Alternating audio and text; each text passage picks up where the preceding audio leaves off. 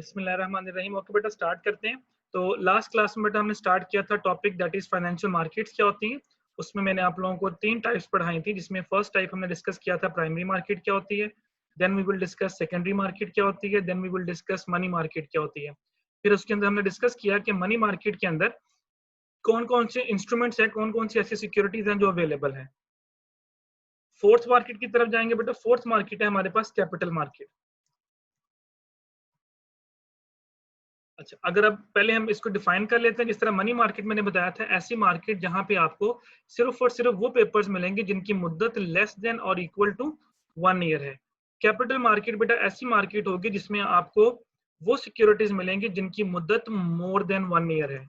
इसको हम बोलते हैं लॉन्ग टर्म मार्केट भी कह सकते हैं। यानी अगर एक कंपनी चाहती है जी उसने पैसा इकट्ठा करना है 2 साल के लिए, 3 साल के लिए, 4 साल के लिए, तो फिर उसको कैपिटल मार्केट की तरफ आके सिक्योरिटीज जो है वो बेचनी पड़ेंगी। इसी तरह अगर आप चाहते हैं कि मैंने पैसा लगाना है 2 साल के लिए, 3 साल के लिए, 1 साल से ज़्यादा अर्से के लिए पैसा लगाना है, तो आपको कैपिटल मार्केट में आके सिक्योरिटीज खरीदनी पड़ेंगी। जिस तरह मैंने मनी मार्केट बताया था वो शॉर्ट टर्म मार्केट होती है, और जो कैपिटल मार्केट होती है बेटा ये आपकी लॉन्ग टर्म मार्केट होती है। इसमें बेटा 2 सिक्योरिटीज मिलेंगी। द फर्स्ट सिक्योरिटी जिस नाम से मिलेगी उसको बोलते हैं बॉन्ड, और सेकंड सिक्योरिटी बेटा जिस नाम से आपको मिलेगी दैट इज कॉल्ड शेयर्स। ये 2 मेन सिक्योरिटीज हैं जो आपको इस मार्केट के अंदर मिलेंगी बेटा, बॉन्ड्स एंड शेयर्स के नाम से। जी, क्या फर्क होता है बेटा बॉन्ड्स और शेयर्स में? और याद रखिएगा यहाँ बेटा बॉन्ड्स का doesn't mean that price bond. यहाँ बॉन्ड का मतलब प्राइस बॉन्ड्स नहीं है। याद रखिएगा ये बॉन्ड एक पेपर होगा जिसपे कंपनी की स्टैंप होगी, उसकी कोई प्राइस होगी, हम वो बॉन्ड खरीदेंगे, कंपनी उसके ऊपर आपको इंटरेस्ट पे करेगी। इसको प्राइस बॉन्ड नहीं समझना, ये एक पेपर की तरह ही होता है। कंपनी ये पेपर इशू करती है, हम लोग खरीदते हैं, कंपनी को पैसे मिल जाते हैं। तो सबसे पहले हम डिस्कस करते हैं बॉन्ड्स और शेयर्स में फर्क क्या है, इन दोनों सिक्योरिटीज में क्या फर्क है। लास्ट टाइम मैंने बताया था जब कोई बंदा शेयर खरीदता है तो वो कंपनी का क्या कहलाता है? Owner sir. ऑनर कहलाता है। अगर आप किसी कंपनी का बॉन्ड खरीदेंगे तो पहला डिफरेंस ये है कि आपको ऑनरशिप नहीं मिलेगी, यानी बॉन्ड के अंदर क्या होता है, नो ऑनरशिप। शेयर्स खरीदेंगे तो क्या मिलेगी आपको, ऑनरशिप। ये पहला फर्क हो गया। और बेटा बॉन्ड के ऊपर क्या मिलता है आपको? अगर आप बॉन्ड खरीदेंगे तो उसके ऊपर क्या मिलेगा आपको? कोई भी पेपर आप खरीदेंगे शेयर्स के अलावा तो उसके ऊपर आपको इंटरेस्ट मिलेगा। यानी अगर आप बॉन्ड खरीदते हैं तो आपको इंटरेस्ट मिलेगा। अगर आप शेयर्स खरीदते हैं तो लास्ट टाइम हमने डिस्कस किया था कि क्योंकि आप ऑनर कहलाते हैं तो ऑनर्स के दरमियान प्रॉफिट शेयरिंग होती है, जिसको हम डिविडेंड का नाम देते हैं। तो बॉन्ड्स के ऊपर इंटरेस्ट मिलता है, जबकि शेयर्स के ऊपर क्या मिलता है आपको, डिविडेंड मिलता है। थर्ड डिफरेंस बेटा, शेयर होल्डर्स जो होते हैं वो कंपनी की मैनेजमेंट को सिलेक्ट करने के लिए वोट डालते हैं। ये हमने पढ़ा था ना, मैनेजमेंट क्या होती है, ओनरशिप क्या होती है, बीओडीज क्या होते हैं, एजेंसी प्रॉब्लम, ये मैंने लास्ट टाइम सारा कुछ पढ़ाया था आप लोगों को। तो जब बीओडी सिलेक्ट करना होता है, जब बीओडी सिलेक्ट करना होता है तो बॉन्ड जो होल्डर होते हैं वो वोट नहीं डाल सकते, जबकि शेयर होल्डर जो है वो वोट डाल सकते हैं। तो this is the third difference. Understand बेटा? Yes sir. वंस अगेन मैं रिपीट कर रहा हूँ, शेयर्स के अलावा आप मार्केट से कोई भी पेपर खरीदेंगे तो वो आपको ऑनरशिप नहीं देगा। सिर्फ शेयर एक ऐसा पेपर है जो आपको ऑनरशिप देगा। अच्छा, सबसे पहले बॉन्ड। बॉन्ड के आगे पता 2 टाइप्स हैं। एक को हम बोलते हैं सिक्योर बॉन्ड्स, और एक को बेटा हम बोलते हैं अनसिक्योर बॉन्ड्स। दोनों में फर्क क्या है? सिक्योर बॉन्ड्स बेटा ऐसे बॉन्ड्स होते हैं जो कंपनीज इशू करती हैं आफ्टर प्लेजिंग देयर एसेट, यानी वो पहले अपने एसेट्स प्लेज करवाती हैं, उसके बाद जो है वो मार्केट में बॉन्ड इशू करती हैं। और ये मोस्टली वो कंपनीज करती हैं जो या तो मार्केट में नहीं होती हैं, उनको पता होता है कि लोगों ने हमारे बॉन्ड नहीं खरीदने, तो फिर वो लोगों को तसल्ली के लिए कहते हैं जी कि मेरे एसेट्स प्लेज हैं तो आप मेरा बॉन्ड खरीदें। अब ये एसेट्स कहाँ पे प्लेज करवाएंगी? एक अदारा होता है बेटा हमारा SECP, securities and exchange commission of Pakistan. ये उनके पास अपने एसेट्स प्लेज करवाती हैं। अब हमारा इंटरेस्ट डेवलप हो जाएगा यार कि अगर ये कंपनी डूब भी जाती है तो कम से कम वो अदारा तो है ना, इसके एसेट्स बेच के हमारे पैसे दे देगा। तो ऐसे बॉन्ड्स जिसके अगेंस्ट कंपनीज अपने एसेट्स को प्लेज करने के बाद मार्केट में बॉन्ड इशू करेगी, those bonds are called secure bonds. Unsecure bond बेटा क्या होते हैं? ऐसे बॉन्ड्स जिसके अगेंस्ट कंपनीज अपने एसेट्स प्लेज नहीं करती, और मोस्टली बेटा ये वो कंपनीज इशू करती हैं जिनकी मार्केट रेपुटेशन बहुत हाई होती है, लाइक पेप्सी, कोक, नेस्ले। उनको पता है कि मेरे नाम से कोई भी पेपर आया तो लोगों ने फौरन खरीद लेना है। क्यों? क्योंकि वो वेल डेवलप्ड कंपनीज है, उनको पता है हमारी रेपुटेशन बहुत हाई है। और अनसिक्योर बॉन्ड्स का बेटा दूसरा नाम डिबेंचर्स होता है। शायद आपने अकाउंटिंग के अंदर एक वर्ड पढ़ा हो डिबेंचर का। तो बेसिकली जो डिबेंचर्स होते हैं बेटा ये भी बॉन्ड ही होते हैं, लेकिन ये किस किस्म के बॉन्ड होते हैं? ये बेटा आपके अनसिक्योर बॉन्ड्स होते हैं। तो सिक्योर बॉन्ड्स ऐसे बॉन्ड जिसके अगेंस्ट कंपनी अपने एसेट्स प्लेज करने के बाद मार्केट में इशू करेगी, और अनसिक्योर बॉन्ड बेटा ऐसे बॉन्ड जिसके अगेंस्ट कंपनी अपने एसेट्स प्लेज नहीं करती। अंडरस्टैंड बेटा? Yes sir. ओके, शेयर्स बेटा अब हम डिस्कस करते हैं जो हमारी second security, that is shares. Shares की भी आगे दो टाइप्स है बेटा। एक को हम बोलते हैं प्रेफर्ड शेयर्स। याद रखिएगा, इसके ऊपर मैंने बाद में आप लोगों को न्यूमेरिकल्स भी करवाने हैं, इसलिए अगर आपको कोई भी प्रॉब्लम हो तो आप अभी से मेरे से इसी में डिस्कस कर लें कि इनके मतलब क्या है। और सेकंड टाइप होती है बेटा इसकी कॉमन शेयर्स। दो तरह के शेयर्स होते हैं, एक प्रेफर्ड शेयर्स होते हैं और एक कॉमन शेयर्स होते हैं। दोनों ही आपको ओनरशिप देते हैं। अब फर्क इन दोनों में डिफरेंस क्या है? तो बेटा इन दोनों में जो सबसे पहला फर्क होता है वो ये डिफरेंस होता है कि अगर आप प्रेफर्ड शेयर्स खरीदेंगे तो आपको फिक्स डिविडेंड मिलेगा। डिविडेंड क्या होता है? प्रॉफिट। यानी कंपनी पहले ही बता देगी जी कि आपको कितना प्रॉफिट मिलेगा। फॉर एग्जांपल कंपनी कहती है जी आपको 2 रुपीज पर शेयर मिलेगा। कंपनी को ज्यादा प्रॉफिट हो, कंपनी को कम प्रॉफिट हो, कंपनी को लॉस हो, कंपनी ने आपको 2 रुपीज पर शेयर देने ही देने हैं। अगर मेरे पास 10 शेयर है तो मुझे 20 रुपए मिलने ही मिलने हैं। आपके पास 50 शेयर है तो आपको 100 रुपया मिलना ही मिलना है। 2 रुपीज पर शेयर की अगर फिक्स कर दिया रेट मैंने। जबकि कॉमन शेयर में ऐसा नहीं होता, नो फिक्स डिविडेंड होता है। यानी कंपनी को ज्यादा प्रॉफिट होगा तो ज्यादा मिलेगा, कंपनी को कम प्रॉफिट होगा तो कम मिलेगा, और अगर किसी साल आपको कंपनी को प्रॉफिट नहीं होता तो उस साल आपको डिविडेंड नहीं मिलेगा। लेकिन फिक्स प्रेफर्ड शेयर्स के अंदर अगर फॉर एग्जांपल कंपनी इस साल आपको डिविडेंड नहीं दे पाती लॉस की वजह से, अगले साल वो 2 रुपए आपके 4 रुपए बन जाएंगे। अगले साल भी नहीं दे सकी तो अगले साल वो 6 रुपए बन जाएंगे, यानी वो 2 रुपीज ऐड होते रहेंगे। जबकि अगर आप कॉमन शेयर होल्डर हैं और इस साल कंपनी आपको डिविडेंड नहीं दे पाई तो नेक्स्ट ईयर आप उसको क्लेम नहीं कर सकते। वो अगले साल फिर अगले साल के हिसाब से देखा जाएगा, तो पिछले वाला खत्म हो जाता है।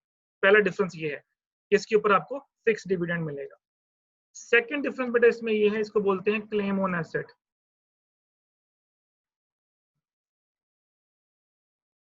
अच्छा, क्लेम ऑन एसेट का मतलब बेटा क्या होता है? अगर जब कंपनी फ्लॉप होती है, कंपनी फेल होती है, तो कंपनी जब बेटा पैसे वापस करने पे आती है तो सबसे पहले पैसे वापस किए जाएंगे प्रेफर्ड शेयर होल्डर के, और उसके बाद अगर पैसे बच जाएंगे तो कॉमन शेयर होल्डर को मिलेंगे। दूसरी तरफ आप खुद लिखते जाएं, यहाँ मैंने लिखा फिक्स डिविडेंड तो कॉमन में आ जाएगा नो फिक्स डिविडेंड। यहाँ मैंने लिखा क्लेम ऑन एसेट तो कॉमन में आ जाएगा नो क्लेम ऑन एसेट। यानी अगर कंपनी सॉल्वेंट होती है, कंपनी फेल होती है, तो सबसे पहले पेमेंट की जाएगी प्रेफर्ड वालों को और उसके बाद मिलेगी कॉमन वालों को। अगर ये दो फर्क देखें तो कौन सा शेयर खरीदना बेहतर है? सर फिक्स वाला। प्रेफर्ड शेयर खरीदना बेहतर है, लेकिन लोग फिर भी कॉमन शेयर खरीदते हैं, क्यों?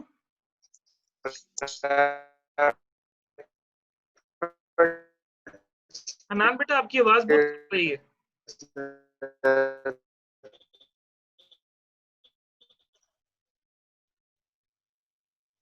क्या सर? आपकी, हाँ अब आई आवाज, बोले।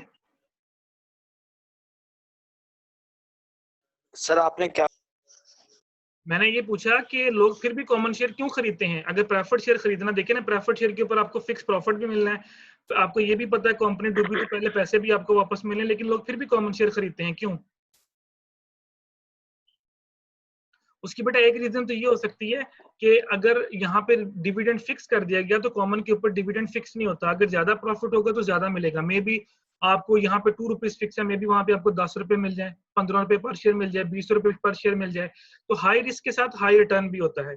तो जो लोग रिस्क लेना चाहते हैं फिर वो कॉमन शेयर की तरफ जाएंगे, क्योंकि उनको पता होता है कि यहाँ पे तो 2 रुपीज के अलावा मिलना ही कुछ नहीं है, लेकिन वहां पे चांसेस ज्यादा ये भी है कि आपको 2 रुपीज से ज्यादा प्रॉफिट मिल सकता है। अच्छा, तीसरा जो मेन डिफरेंस है बेटा वो ये है कि इनके पास नो वोटिंग राइट होता है। यानी बोर्ड ऑफ डायरेक्टर्स में भी, हनान बेटा अपना माइक म्यूट करो।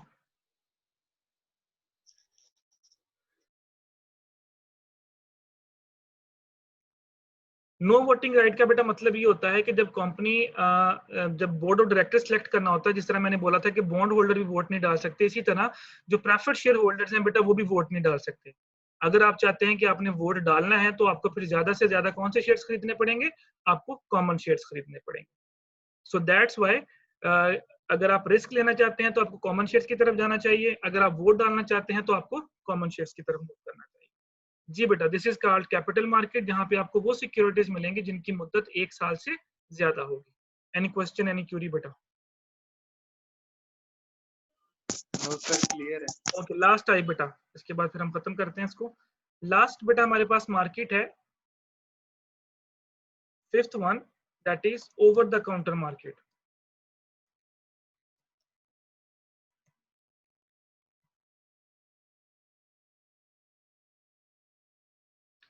इसको बेटा हम शॉर्टकट में बोलते हैं ओटीसी,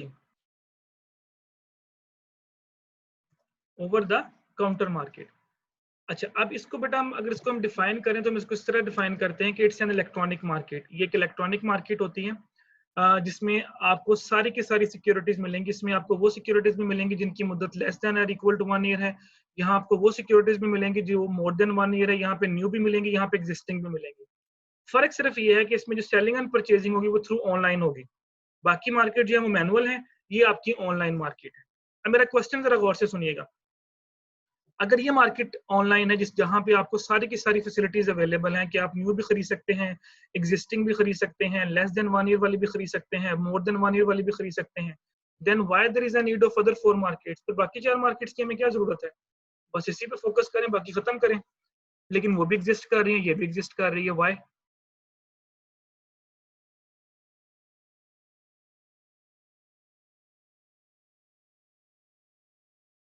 जी बेटा, एनीवन? अगर ओटीसी मार्केट में सारी की सारी फैसिलिटीज अवेलेबल हैं कि आप किसी भी किस्म की सिक्योरिटी ऑनलाइन खरीद सकते हैं, then why there is a need of other 4 markets बेटा? तो बाकी 4 मार्केट्स की हमें क्या जरूरत है? सिर्फ ओटीसी पे फोकस करें, हर कंट्री।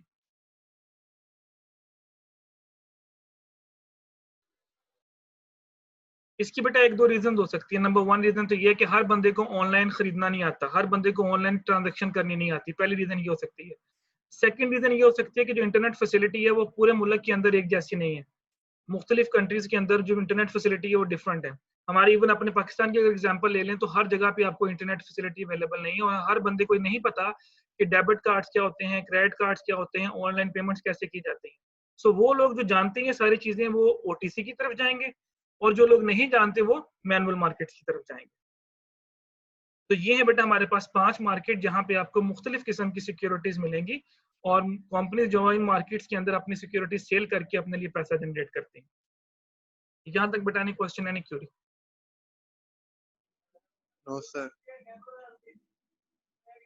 बेटा 13 लोग मुझे शो हो रहे हैं सीआर साहब। इन 13 लोगों की अटेंडेंस आप मुझे सेंड करेंगे क्लास नंबर 2 में। क्लास नंबर 1 में ज्यादा लोग थे, उसकी मैंने पिक ले ली और इसकी मैंने पिक ले ली। ठीक हो गया? आपने मुझे जिस तरह हमारी क्लास हुआ करेगी, जिस तरह हमारी ये क्लास होती है, तो आपने अलग अलग जो है मुझे जो। जी बेटा, एनी क्वेश्चन, एनी क्यूरी? आज की क्लास के लिए बेटा कोई क्वेश्चन, कोई क्यूरी जो हमने डिस्कस किए टॉपिक्स, उसमें से कोई भी चीज अगर आपको क्लियर नहीं है, तो हमारा जो आज मेन टॉपिक था वो ये था कि फाइनेंशियल मार्केट्स क्या होती हैं और कितनी किस्म की होती हैं। If you want to ask any question then we will move forward बेटा। कोई क्वेश्चन पूछना तो पूछ लें। नो सर, क्लियर है। ओके चलिए एक्सक्यूज मी बेटा। सर, जी जी पूछें। जी बेटा, बोलना बोलना चाह रहे थे कोई? जी हनान साहब। सर ऑनलाइन सिस्टम में बैंक वगैरह आपको सिक्योरिटी प्रेफर करते हैं सर? ऑनलाइन बेटा हमारा जो है ना, आपका पाकिस्तान स्टॉक एक्सचेंज के नाम से एक स्टॉक मार्केट है। आप उसकी वेबसाइट पे जाएं, उस वेबसाइट के ऊपर जाके अकाउंट बनाएंगे तो आप वहां उसके थ्रू जो है वो किसी भी कंपनी की सिक्योरिटीज खरीद सकते हैं, बेच सकते हैं। उसके लिए बेटा डेफिनेटली आपको किसी न किसी ओके ब्रोकर सर। का उसके लिए किसी न किसी ब्रोकर का सहारा लेना पड़ेगा। तो थ्रू ब्रोकर आपका अकाउंट ओपन होगा, और फिर उसके अंदर जिस तरह हम ट्रांजेक्शन करते हैं, कौन सी सिक्योरिटी खरीदनी है, कौन सी बेचनी है, आप उसको पॉइंट आउट करते रहेंगे। फिर वो ब्रोकर्स आपके लिए जो है वो सिक्योरिटीज खरीदते हैं और बेचते रहते हैं। वो एक पूरा प्रोसेस होता है। इसीलिए मैंने कहा ना कि हर बंदे को ओके ऑनलाइन नहीं करना आता, इस वजह से जो नहीं कर सकते फिर उनके लिए मैनुअल मार्केट्स अवेलेबल है। यस सर, ओके बेटा, थैंक यू सर। ओके बेटा, थैंक यू सो मच। अल्लाह हाफिज बेटा। अल्लाह हाफिज सर।